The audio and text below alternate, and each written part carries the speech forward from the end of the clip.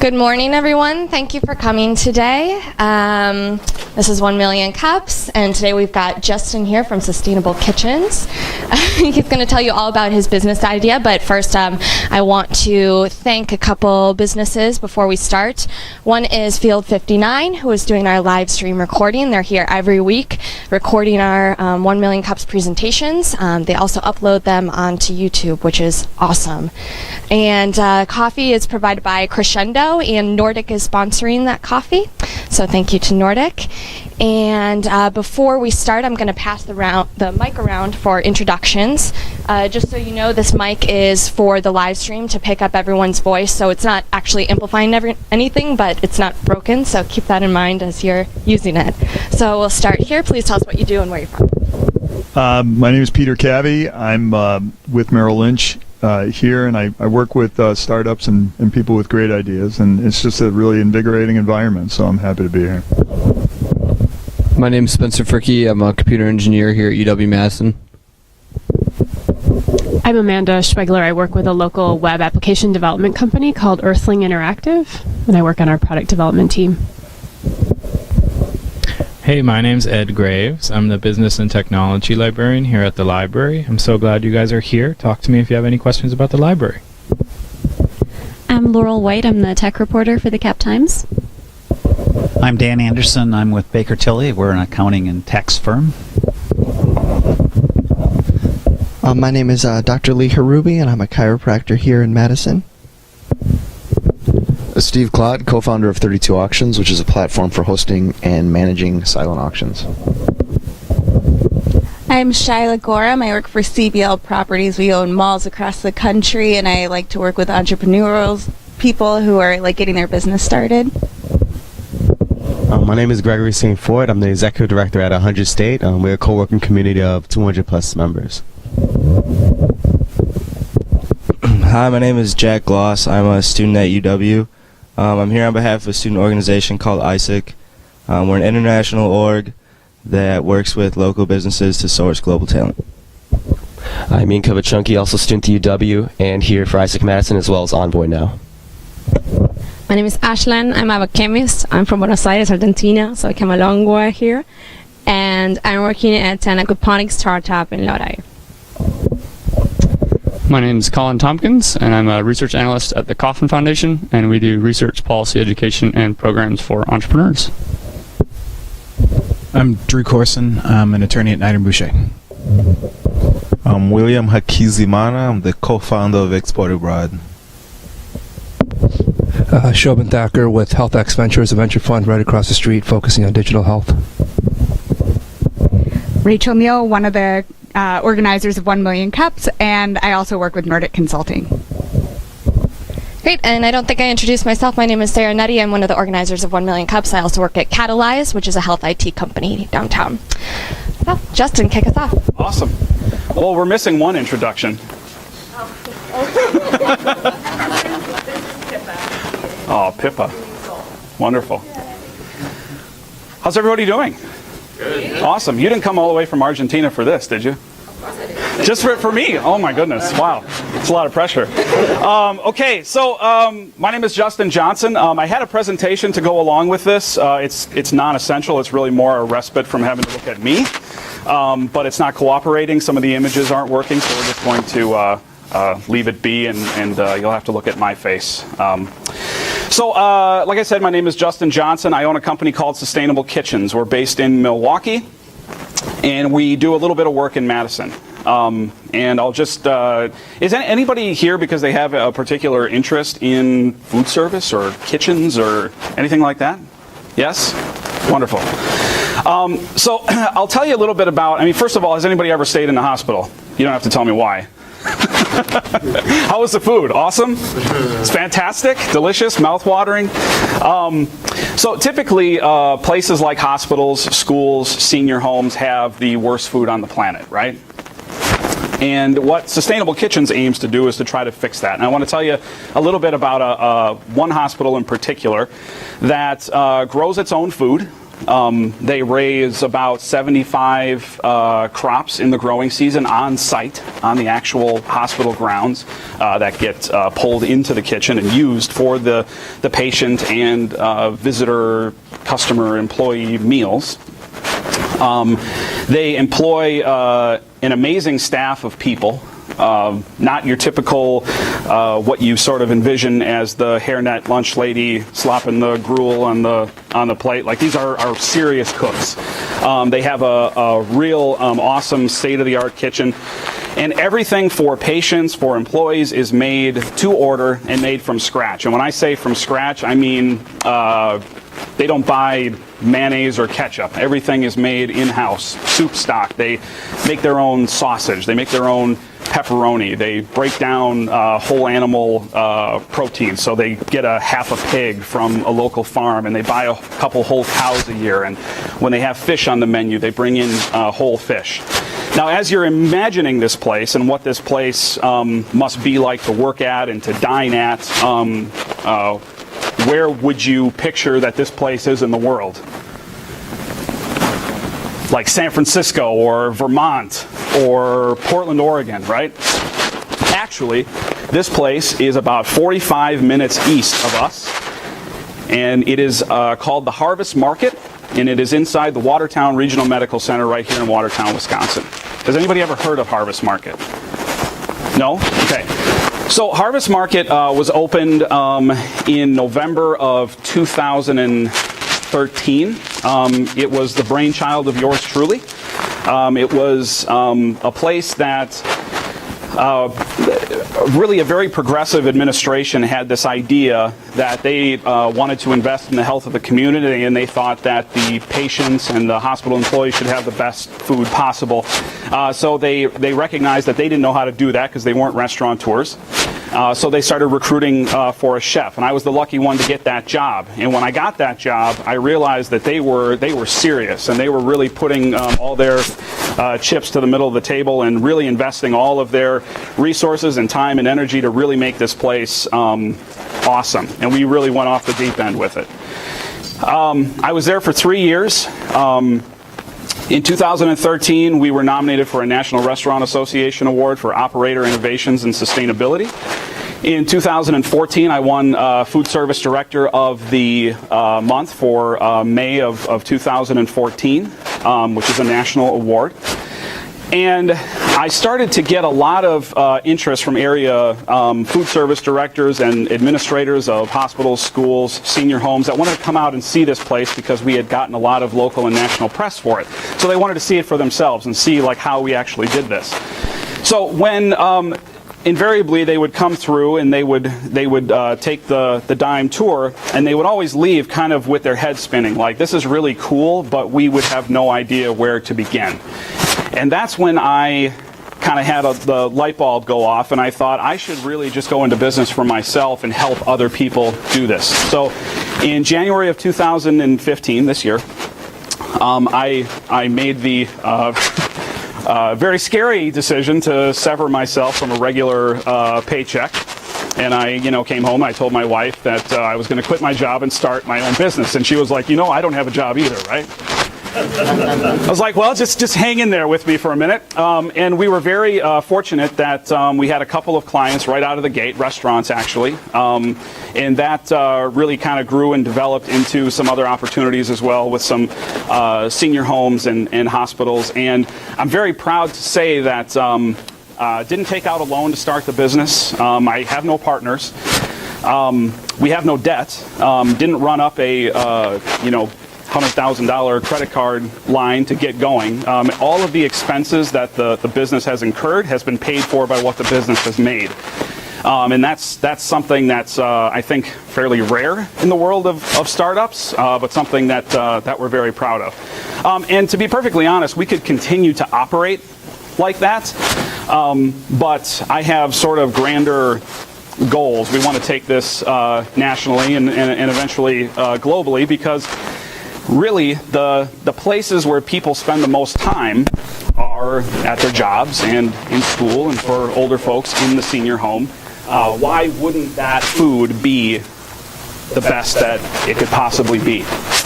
So having said all that, you're probably thinking, well, if it's that easy, why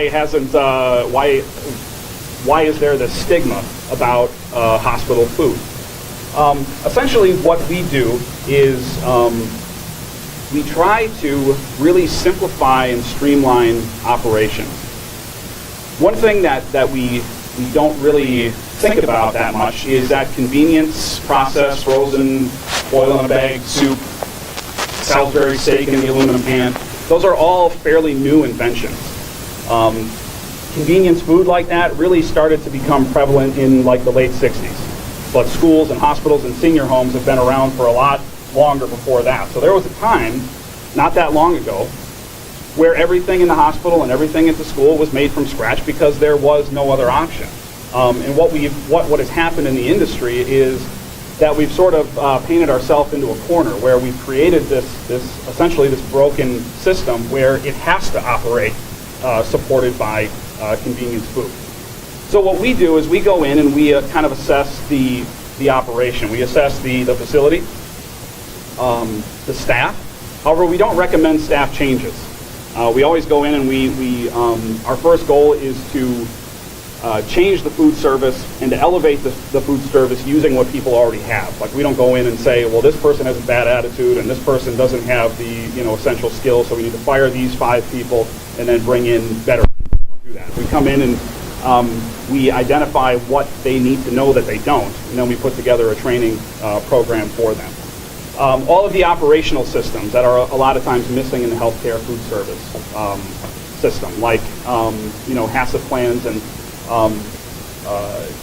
systems for how to deal with raw produce that is grown on site, and how to handle raw fish and raw chicken and things like that.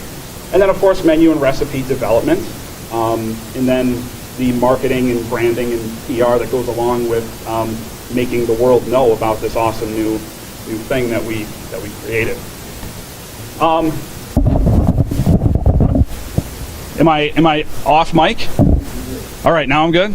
Okay, cool. So basically, I feel kind of like I could talk about this for 2 hours, really. It's a complicated problem for a very complicated industry. So we could talk about hospitals and kind of how it works in that world, and we could talk about schools and how it works in that world. Schools, by the way, is the most challenging of all of them because there's no money there, and they have all sorts of very strict kind of guidelines that we have to work with. And we could talk about even restaurants and hotels. We work with them as well. But really, I kind of want to emphasize that I kind of almost feel like I'm running 2 businesses at the same time. I'm running Sustainable Kitchens as what it is right now today, but also running what we want it to be a year, 2 years from now. Because, like I said, we could continue to be self-sustaining as we're running right now, going and getting consultancy projects going where we're giving people content and we're helping them implement it and all of that. But I feel like going at it that way is we're really just kind of taking too small a steps, and it's taking too long. And so essentially, once we've developed a nice portfolio of successful kind of projects, we know the system works, but we want to be able to show our eventual customers and clients in black and white that it works so that they can go into it confidently. We really want to franchise it, and allow people to essentially buy the system. And we would still help with the implementation part, but that would help us to kind of expand nationally a little bit easier and a little bit more quickly. So we have some opportunities in Nashville that we're working on. We're also talking with 2 of the largest senior living providers in the country. One is based in Nashville. The other is based in Arizona. So we're kind of using them as, or they're using us really as kind of test subjects to see, take a couple of facilities on a national level where we can't physically go in and give them the system and see how well that translates, when we give them the training materials and the policies and the procedures and all of that. So I feel like I'm kind of skipping ahead here. I want to go back a little bit, and I want to leave some time for questions. And like I said, I could go on and on. And I don't want to give away the secrets to the kingdom, but I want to kind of explain a little bit about why this system works. Because it, at its face, it probably sounds like that all sounds well and good, but it sounds like it's probably really expensive to do. And why aren't all of these other hospitals and schools already doing this if it's so simple? Essentially, the convenience food, the way hospitals, we'll talk about hospitals particularly, are set up is that you have, your cycle menu, right? You have your main entree, you have your secondary entree, and then you have a bunch of alternate items. So let's say today the main entree is chicken cacciatore. So chicken cacciatore is, some baked chicken and a tomato sauce with mushrooms and peppers. Now we're in a hospital, so all these patients have dietary restrictions. So the dietitian goes and sees them, identifies what they can or can't eat, and then they look at, what the menu item is, and let's say the first order that comes down, they're diabetic, heart healthy, and so they can't have the pasta that's going to go with the chicken cacciatore. So they're going to get stuck with a ham sandwich and cottage cheese, right, doctor? So then the next order comes down, and they're renal. Has anybody ever heard of that? Renal diet? Well, they can't. Yeah, they can't have things like tomatoes. So they can't have the sauce. And then you have the next one comes in, and they're low salt. They're on a low salt diet. Well, they can't have it either because it was made with a canned tomato sauce, right? And the chicken was this institutional grade kind of chicken that's most of them are pumped with like a saline, the saltwater solution. So they can't have it either. So as you go down the line and you have all these dietary restrictions, half the people that are in the hospital can't even eat what's on the menu because whatever's in there is already in there. So the way our system works is we have really just what we call an ingredient statement. So it's a baseline of ingredients of raw materials that get assembled to order when the ticket comes in. So now, let's say that on our menu we have a grilled chicken spaghetti with basil and tomatoes and garlic and capers and like a wine butter sauce or something like that. And it's all, instead of it being on a hot well or at a steam table, all of those ingredients are set up. So when the ticket comes through, you throw them in the pan, you saute it. So now when the order comes down and you have the renal patient, they can't have the tomatoes, well, we just won't put the tomatoes in. The neutropenic diet, they can't have raw food. That can't have the fresh basil, the fresh herbs. We just don't add that. The low salt diet, we don't add the salt. And so what we do is we have a grid, essentially, of a series of very delicious dishes that as they go through the lineup of dietary restrictions, all of the adjustments are made to those dishes, and it's made in real time in the kitchen, and that is exactly how Harvest Market is run. So instead of the tray line with the steam table where you're just scooping stuff out onto the plate, it operates like a restaurant brigade. So instead of having stuff that's ready to be cooked or ready to be eaten, it's just raw materials that are made to order. Now you may also be thinking, well, how does that work when you're serving hundreds of patients? The way it works is you get away from the tray line system where you say 11:30 is lunch and you line up the trays and you just assembly line it. Now it's on demand. So if you want an omelet at 3 o'clock in the afternoon or you want a steak at 9 o'clock in the morning or whatever, patients can order whenever they're hungry. It operates like a restaurant. So they place the order, it comes down to the kitchen, and then it's made to order. And we were able to do, at Harvest, 600 to 700 meals a day on that system. That's not as big as some, but it's a good size. I will say, too, that there's no bigger food service operation. I'm not sure if it is the biggest, but one of the biggest is Michigan State University.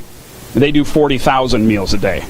And I toured that facility. They make their own pasta. They make their own tortillas. They have 13 greenhouses where they grow produce on site. So that idea that we're too big, we can't make food from scratch, we can't source locally because we're too large, that is also false. So with that, questions? Great. I'm going to pass around the mic, so just throw up your hand when you have one. So you definitely had a very great case, and you're talking about the hospitals. But I mean, you talk about, because it's a different situation. You're talking about university, when you're talking about a high school, when you're talking about a senior home. So have you decided to just kind of take one sub area at a time, or are you trying to reach out all the different types at once? We're really attacking them all at once, and I'm glad that you brought that up, because we don't delineate between any of them. We look at food service like people in one room making food for people in another room. And we don't really need to make it more complicated than that. Food service, whether it's restaurant, hotel, school, university, it's food, it's equipment, it's people, and it's ideas. That's all it is. My other quick question was, what happens if they don't have the materials? They don't want to put up the money to get the new equipment, that they don't have it already. Well, yeah, and that is a lot of times the case. Now, if an operation is reaching out to us, it's probably because they're already kind of mobilized to make some real change. Because to bring us into the loop is a fairly significant investment as well. But like I said earlier, we don't mandate that they drop $100K on new equipment in order for the system to work. If there's no option to increase the number of staff, if there's no option to bring in some newer equipment, we make do with what they have. And we design a system because we don't want. I feel like that's just a cop-out. I don't want to tell people, well, you're stuck eating the microwave steamer meals because you don't have the equipment to do otherwise. I don't believe that's true. Obviously, if you put some money into it and you make some investment, it's only going to elevate what you're able to do. But we certainly don't make that mandatory. Yes.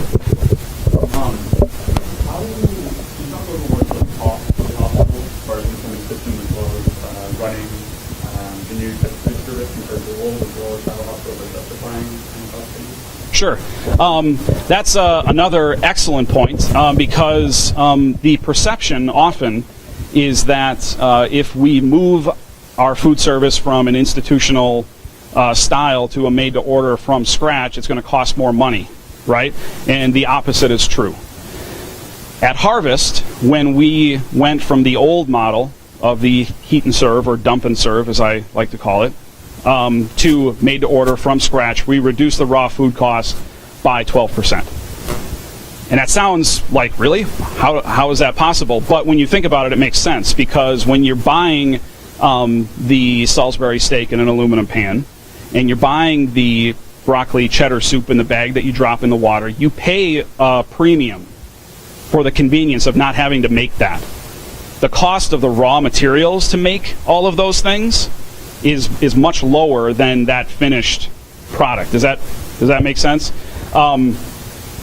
So yeah, that is definitely one perception that makes it very difficult for us to get in the door a lot of times, because people might think it would be great to have better food, but it's going to cost too much money.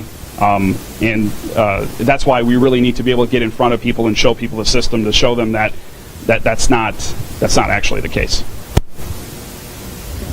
Did the food service industry push many of the institutional kitchens into that type of preparation versus back before major companies like Cisco and Certco or whatever? Mm-hmm. There were more fresh, or the kitchens bought their food and prepared it. I mean, how did we get to where we are today with everything purchased from wholesalers? Well, I think it was the result of trying to, reduce cost and trying to take out the human equation. If I was able to do my presentation, there's a slide where I put up the kind of the food service formula, which is food plus equipment and supplies plus labor equals the finished product, and you charge, $4 for that plate of food, and it costs you $1 per each of those three elements, you make $1 profit, right? And if you're for profit, you keep it. If you're non-profit, it goes back into the organization. But the thing about the institutional food service system is that they don't want to put you on the line dealing with a raw piece of chicken that's eventually going to go in front of a patient, and if it's not cooked to 165 degrees, there's a huge risk of that person becoming sick. So let's take the labor piece of it, let's pay bare minimum for that, and buy food, spend a little bit more on food that requires far less cooking, essentially. So now, instead of a cook, you're an assembly line worker. You're opening up the box, you're sliding it in the oven, you're waiting for the timer to go ding, you send it out and you go home.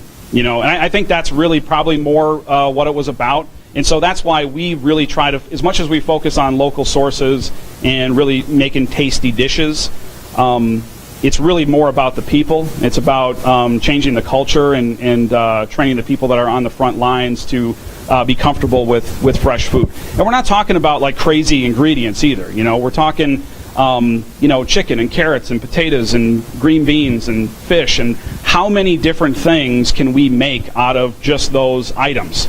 So instead of having this huge inventory of all of these convenience processed foods, we have 20. So me and my chefs, we sit down, we throw 20 things up on a whiteboard, and we sit there and we look at it and we think, how many different combinations of those 20 things can we come up with, to make all these different kinds of dishes? So now you're buying fresh, awesome food, but you're buying so much less of it, and you have such a lower inventory. There's so much less money riding the shelves than when everything is lined up in your canned chicken mushroom soup and your canned chicken noodle soup and your canned tomato soup. Why not just buy some tomatoes and mushrooms and make tomato sauce and tomato paste and do all of those different things from one ingredient? I know it's probably a long roundabout answer to a simple question. Sure. How do you get your foot in the door, and how do you market yourself out there? What are the biggest challenges you're facing in regards to that? A lot of it, I've been very fortunate in that a lot of times my reputation precedes me when I reach out to people because of the success that we had with Harvest. So I haven't had to do any cold calls or knocking doors just yet. A lot of the projects that we've started have happened because somebody knew somebody that knew somebody, and I got a name or I don't expect that to last forever. I know that at some point we're really going to have to smoke the ground and put together a really comprehensive marketing campaign, which we are working on for 2016. But really, it's your typical Facebook, printed materials. I have a semi-regular spot on the ABC affiliate in Milwaukee, Channel 12. I do cooking demos on Saturday mornings there, so that's a good opportunity for us to kind of get the word out and get our name out there. But like I said, we haven't really had to go out and search out a lot of business. A lot of my time has really been taken up just servicing the clients in the business that has come to us just from the initial sort of burst of press and interest in the business from when we started in January. And we usually like to ask if there's anything that we as a community can do for you. What would it be? Obviously, we're based in Milwaukee. We've had a client here in Madison that we've been working with since March. So I spend about 2 days a week here, but I don't know the Madison market as well as I do the Milwaukee market. So any kind of inroads to any senior home, schools, hospitals. And typically we're talking about decision makers. A lot of times people will refer me to the food service director or the executive chef, and that doesn't really help because first of all, I'm a threat to the food service director or the chef because I'm going to come in and make them do everything that they're doing differently. So they don't want me there. Also, they don't really have the decision-making power to bring in, a consultant to start a 15-month to 2-year project. So it's really executives, administrators, business managers, CEOs. Those are the people that I really need to see. And sometimes even those people refer me to the chef. And I'm like, no. I need to talk to you. Anything else? We got one last question. Justin, what is Thanksgiving like at your house? Well, every year I have to outdo the previous year. And it's, I'm not like actually a huge fan of the traditional Thanksgiving feast, so we try to do something that's in the spirit of it, but like a lot better. Because I don't know about you, but the turkey's always dry, the beans are always all overcooked, and everybody sits around the table and loves it so much, and I'm just sitting there thinking, this could be so much better. We like to do 2 proteins. So, typically I like to do a bone rolled and tied turkey. So I get the turkey, I take out all the bones, lay it flat, slather it with all kinds of, herbs and butter and so forth, and then wrap it up tight and then roast it whole and then slice it in medallions. And then we'll also typically do either a fish or maybe a pork loin or something like that. Nice question. I like that. Kidding. Was there another? I think we could have people come up and ask you questions great. individually Perfect. afterwards, if you don't Yeah. mind. And thank you. Let's give them a round of applause for today. Thanks for listening. And thank you all for coming. Thanks so much.